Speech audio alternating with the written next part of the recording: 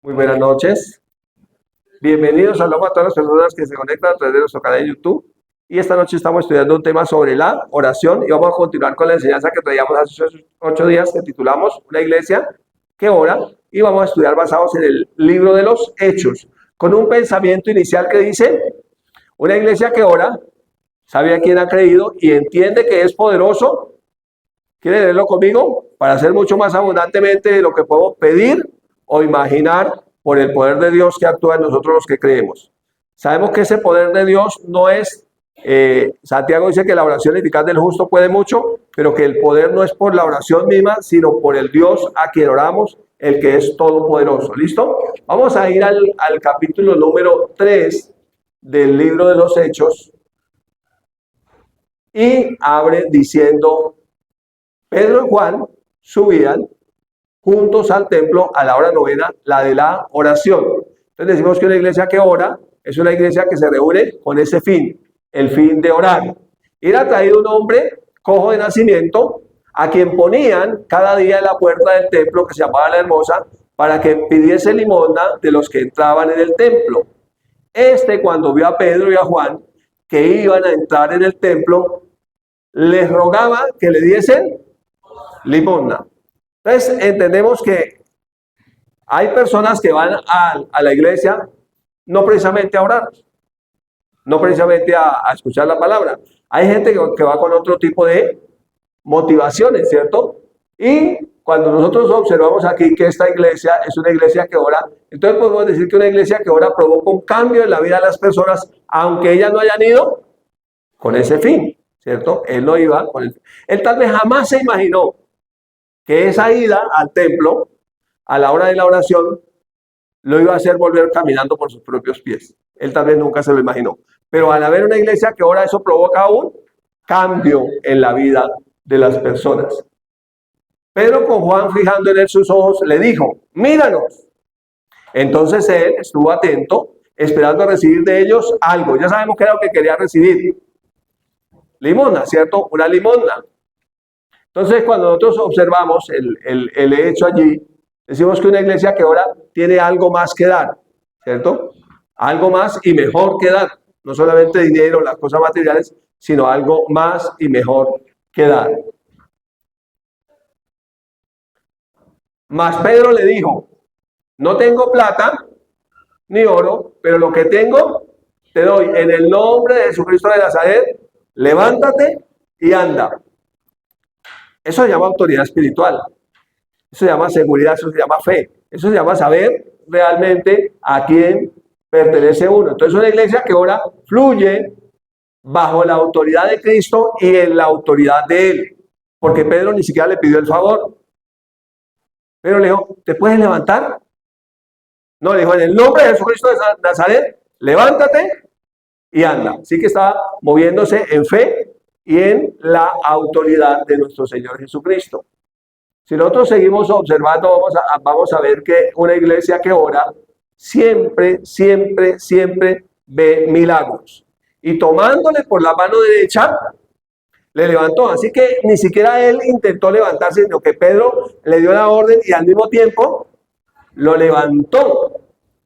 Y al momento, cuando le levantó, se le afirmaron los pies y los tobillos, y saltando se puso en pie y anduvo y entró con ellos al templo, andando y saltando y alabando a Dios. Tremendo eso, ¿no?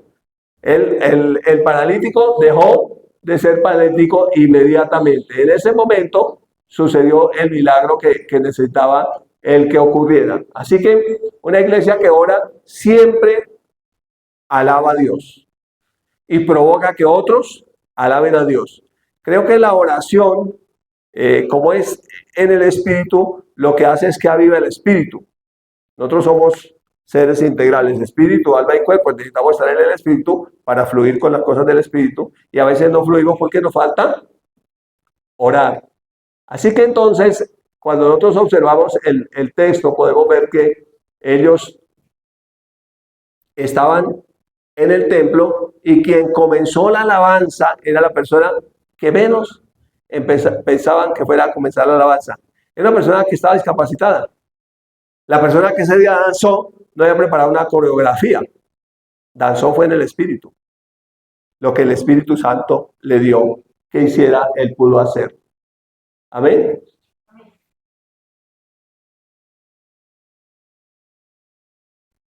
Dice, y todo el pueblo le vio andar y alabar a Dios.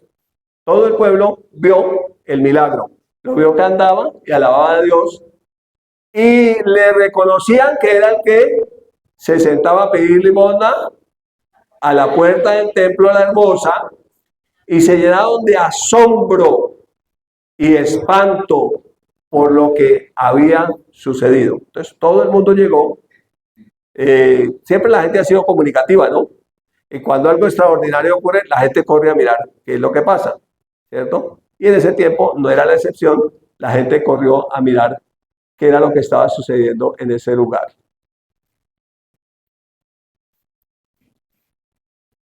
Una iglesia que ahora entonces da testimonio de Cristo. La gente vino, la gente generalmente comienzan a mirar quién estaba predicando, quién oró por él. Y eso era lo que menos ellos querían que hicieran, porque ellos sabían quién había hecho el milagro. Y el milagro lo hizo fue Jesús. Así que entonces cuando toda la gente se amontonó allí, la gente llegó.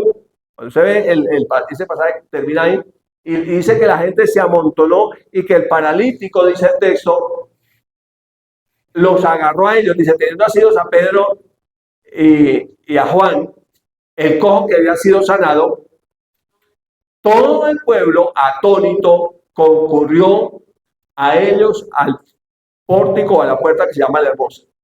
Todo el mundo llegó. Y él seguía con ellos ahí y mucha gente llegó. ¿Saben qué hizo Pedro después? Aprovechó para predicarles. ¿Sí es que es tan parecido el capítulo 2 al capítulo 3? Que ocurre un milagro. ¿Cuál fue el milagro del capítulo 2? Que el Espíritu Santo descendió sobre ellos. Y hubo un estruendo, también ocurrió algo que hizo que mucha gente se juntara, y cuando toda esa gente se juntó, Pedro aprovechó para predicarle la palabra de Dios. Aquí ocurre exactamente lo mismo. Dice el texto aquí en el capítulo 3, el versículo siguiente. Y viendo esto, Pedro, cuando vio toda la multitud, Pedro respondió al pueblo, varones israelitas, le hizo unas preguntas. Primera pregunta, ¿por qué os maravilláis de esto? Segunda pregunta, ¿o por qué ponéis los ojos en nosotros como si por nuestro poder o piedad hubiéramos hecho andar a este? Generalmente la gente pone los ojos es en la persona. ¡Uy! Fulano tal está haciendo milagros. Pero nosotros no hacemos milagros, ningún ser humano hace milagros. Los milagros siempre los ha hecho Dios. ¿Sí? A través de alguien que le cree. Pero siempre los ha hecho Dios. Y mire, comienza a llevarlos otra vez a Dios. El apóstol Pedro le dice, el Dios de Abraham, de Isaac y de Jacob, el Dios de nuestros padres, ha glorificado a Jesús, a su Hijo Jesús, a quien ustedes entregaron y negaron delante de Pilato cuando éste había decidido ponerlo en libertad. ¿Se acuerdan cuando dijeron? Pilato les dijo, acostumbramos en esta fecha a soltar a un reo. Y estaban por crucificar a Jesús, que lo acusaban de decir que el rey de los judíos, y estaba Barrabás, que era un terrorista. Y cuando le preguntaron al pueblo, ¿a quién le soltamos? ¿Cierto? Él estaba dispuesto a liberarlo. Dijo, no, pues ahí. Obviamente van a decir que a Jesús. ¿Se ha oído usted eso, que la voz del pueblo es la voz de Dios? Eso es lo más falso que puede haber. La voz del pueblo nunca es la voz de Dios. Generalmente la voz del pueblo es la voz del diablo. Porque tras bambalinas está el diablo. Entonces dice que cuando ya él había decidido ponerlo en libertad, ustedes lo entregaron. Y cuando le preguntaron al pueblo, ¿a quién quieren que le suelte? Y le leyó el prontuario de cada uno. Y el pueblo gritó a una voz, que suelten a Barrabás. Que hasta hay una canción por ahí que dice, que suelten a Barrabás. Pedían los fariseos. ¿Sí? Y a Jesús de Nazaret, ¿qué hacemos? Crucifícale. crucifícale. Sigue diciendo Pedro, mas vosotros negasteis al santo y al justo, y pediste que se os diera o se pusiera en libertad un homicida. Y matasteis al autor de la vida, a quien Dios ha resucitado de los muertos, de lo cual nosotros somos testigos. Era tan evidente la resurrección de Jesús que seguía sanando. Seguía haciendo milagros después de haber resucitado. Y mire lo que le dice Pedro, y por la fe en su nombre, en el nombre de Jesús, a este que vosotros veis y conocéis, le ha confirmado su nombre, y la fe que es por él ha dado a este esta completa sanidad en presencia de todos ustedes. Los milagros ocurren por la fe. ¿Sí? Ocurren por la fe. Mas ahora, hermanos, eran judíos todos esos, sé que por ignorancia lo habéis hecho, como también vuestros gobernantes. Pero Dios ha cumplido lo que había antes anunciado por boca de todos sus profetas, que su Cristo había de padecer. Así que le predicó arrepentimiento, ¿cierto? Arrepentíos y convertíos. Arrepentíos y convertíos. O sea que arrepentimiento y conversión son dos cosas diferentes. Arrepentimiento es cambiar la manera de pensar, o también significa cambiar de dirección, dar un giro de 180 grados y cambiar de dirección. Y conversión, ellos debían dejar de ser judaizantes y ahora ser cristianos. Se llama conversión. Arrepentidos y convertidos, para que sean borrados vuestros pecados y para que vengan de la presencia del Señor tiempos de refrigerio. Cuando usted y yo fuimos perdonados, yo creo que recordamos todavía cómo el tiempo cambió. ¿Sí? Se escucha decir, había gente que decía, me siento liviano, me siento tranquilo, tengo paz, ahora puedo dormir. Se llaman tiempos de refrigerio. David habla de la dicha de aquel que es perdonado, la dicha de aquel que recibe perdón, la dicha de aquel que recibe misericordia. Son tiempos de dicha. Usted sabe que ya pertenece al Señor, que ya no importa lo que suceda. Sigue diciendo el texto.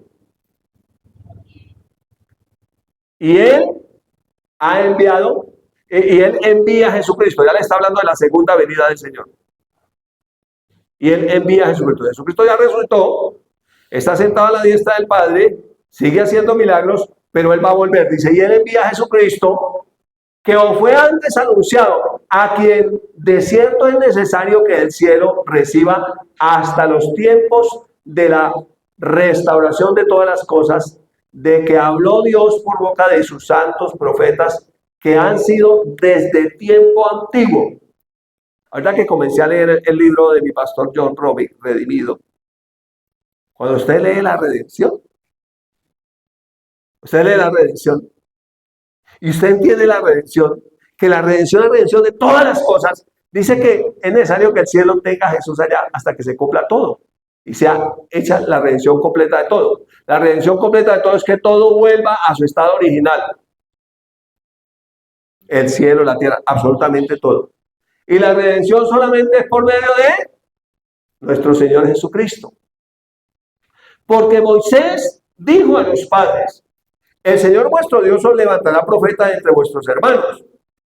Como a mí, a él oiréis en todas las cosas que os hable. Y toda alma que no oiga a aquel profeta será desarraigada del pueblo. Mire, Pedro, que era judío, le estaba predicando a los judíos, le estaba diciendo, mire, este es el cumplimiento de las profecías. Todo lo que los profetas han dicho se cumplió. Ahora es el tiempo del cumplimiento de la profecía. Todos esos profetas estaban anunciando a Jesús. Y ahora ya Jesús vino. Ahora a usted le dan oídos a Jesús. Y de hecho nosotros, los cristianos hoy, después de 21 siglos, estamos en el siglo XXI, este era el primer siglo, necesitamos entender que nosotros necesitamos oír a Jesús. Es la palabra de Cristo la que debe morar en nuestros corazones. Y termina diciendo, y todos los profetas, desde Samuel en adelante, cuantos han hablado, también han anunciado estos días. O sea, todo lo que se estaba anunciando era que Jesús venía. Ahora, ya se había cumplido la primera venida, ya se había hecho la obra redentora. Ahora Pedro está anunciando que Él volverá. Él está anunciando la segunda venida de Cristo. Ya Cristo vino la primera vez, ahora Él volverá la segunda vez. Pero ¿cuándo volverá? Cuando se cumpla el tiempo, cuando se haya restaurado lo que se debe restaurar. Porque al final todas las cosas deben ser restauradas por la obra redentora de Cristo. Y vosotros sois hijos de los profetas y del pacto que Dios hizo con nuestros padres, diciendo a Abraham lo que le dijo Dios: en tu simiente serán benditas todas las familias. Jesús es la simiente de Abraham, la simiente que había sido profetizada a Abraham, con el que se hizo el pacto de gracia por medio de la fe, es Jesús. Y es a Jesús a quien nosotros necesitamos anunciar. Y el versículo 26 cierra diciendo: a vosotros primeramente Dios, habiendo levantado a su Hijo, lo envió para que os bendijese, a fin de que cada uno se convierta de su maldad. Así que Jesús es el cumplimiento de todas las profecías. Jesús hace una obra completa y es Jesús, cuando vino por primera vez a esta tierra, quien nos dijo que teníamos la necesidad de orar siempre y de no desmayar. En otras palabras, nos dijo que necesitamos ser una iglesia que ora. Porque cuando hay una iglesia que ora, las cosas de Dios se van a cumplir. Y siempre Dios ha estado buscando personas que oren. Siempre Dios está buscando personas que oran. Y yo creo que el Espíritu Santo a cada uno de nosotros nos da testimonio en las 24 horas del día. En un momento de las 24 horas del día nos dice ora. Yo creo. A mí me da testimonio el Espíritu Santo, ora. Y yo creo que hay un momento en que el Espíritu Santo le dice a uno: es hora de apagar el televisor, es hora de desconectarse de ese celular, es hora de desconectarse de lo que lo está separando de ese tiempo de oración y conectarse con el cielo. A mí me impresiona que cuando Jesús enseña a orar a sus discípulos, les dice: cuando oren así: Padre nuestro, que estás en el cielo, santificado sea tu nombre. Venga tu reino, venga tu reino. Hágase tu voluntad aquí en la tierra como en el cielo.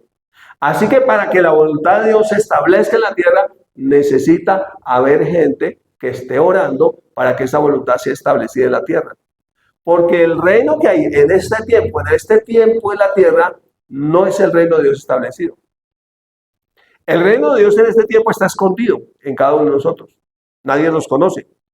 El reino visible que hay es el reino de Satanás. Jesús lo llama el príncipe de este mundo. Pablo lo llama el Dios de este mundo. Así que para romper en medio de ese reinado del maligno en la tierra, la voluntad del diablo, necesitamos orar. Una iglesia que ora entonces es una iglesia que rompe la voluntad del diablo y establece la voluntad de Dios en la tierra. Pero necesitamos orar. Siempre, en cualquier cosa que vayamos a hacer, antes, durante, después de hacerla, necesitamos orar. Y el Espíritu Santo, que es el Espíritu de Cristo, nos llama a orar. Y este 2026, que Dios nos da una palabra que es tiempo de ensanchamiento, de incremento, de crecer. Yo creo que es un tiempo de orar. Para que esa palabra que Él nos dio se cumpla, necesitamos orar a nuestro Padre en el nombre de Jesús, entendiendo que todo lo que había que hacer ya Jesús lo hizo, que ahora le pertenecemos a Él, que somos el cuerpo de Cristo en la tierra y que la voluntad de Él se va a establecer siempre y cuando nosotros la creamos, la confesemos, la oremos para que sea establecida en esta tierra. Te bendigo esta noche con esta palabra en el nombre de Jesús.